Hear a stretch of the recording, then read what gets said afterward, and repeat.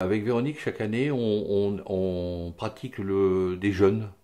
Et donc, c'est vrai qu'on essaye de faire évoluer et faire connaître la cause du jeûne, qui est pour nous quelque chose d'assez bon.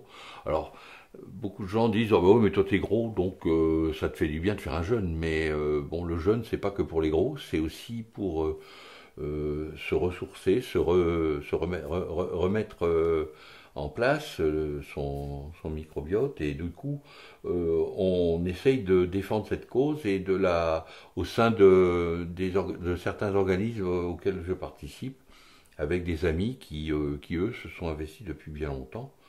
Alors ça, c'est des causes qui me paraissent importantes. C'est lié à l'écologie, tout ça, parce qu'en fait, derrière, il y a aussi et c'est lié à la cuisine et au bien manger. Sans être vegan comme certains peuvent l'être, on est de plus en plus, on mange de moins en moins de viande, on essaye de plus en plus de s'orienter vers le bio, etc. Et on se rend compte que les dogmes qui consistent à dire qu'il faut 3 repas et celui-ci là, on s'aperçoit que c'est des inventions des industries agroalimentaires et pour nous faire consommer, et ce n'est en aucun cas une nécessité. Enfin, le jeûne, c'est quelque chose qui nous a permis de rencontrer plein de gens et de faire aussi de belles rencontres et de faire avancer cette cause, parce que avec le jeûne, on s'aperçoit qu'on peut euh, soigner beaucoup de choses. Alors ça aussi, c'est quelque chose qui dérange beaucoup.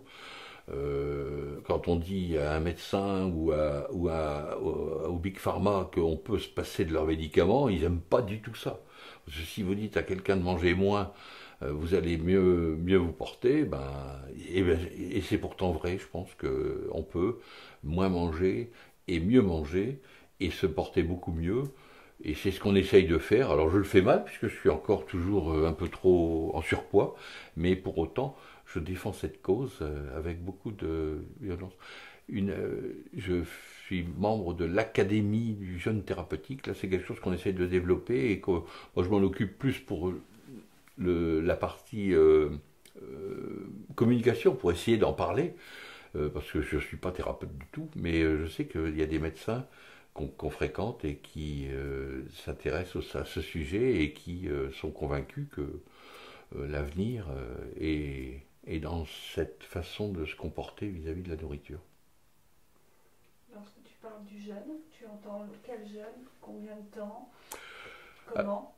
Alors le jeûne, il y a des tas de formes de jeûne. Alors, le jeûne banal, le fasting, comme on dit, c'est de se passer d'un repas, laisser reposer le système digestif pendant 16 à voire 20 heures. Ça, c'est quelque chose d'assez banal, facile à faire et qui permet de mieux se porter, mais faut pas s'attendre à des miracles, si ce n'est celui d'être en forme. Par contre, on pratique aussi des jeûnes un peu plus longs, où là, on rentre dans une phase beaucoup plus complexe, la cétose, enfin, il y a tout un tas de techniques qui rentrent en ligne de compte, où là, on jeûne, on se prépare pendant une semaine avec une descente alimentaire régulière, on jeûne pendant une semaine, voire deux, et après on remonte tranquillement en alimentation. Et donc là, il y a des phénomènes, parce qu'on laisse complètement au repos le système digestif, et là, on obtient des résultats, notamment en thérapie, qui sont assez bluffants et assez extraordinaires, quoi. Alors, beaucoup de gens ne s'imaginent pas y arriver, et Véronique comme moi, Véronique qui est plutôt maigre et moi qui suis plutôt gros, on y arrive très bien, et on peut s'arrêter de manger, on continue à boire, c'est pas des jeûnes secs, mais on continue à boire, on continue à se... Alors, la méthode qu'on utilise, c'est la méthode Buringer, qui est une méthode allemande, parce que le jeûne est remboursé par la Sécu là-bas, hein, c'est quelque chose de reconnu et de connu et de pratiqué couramment.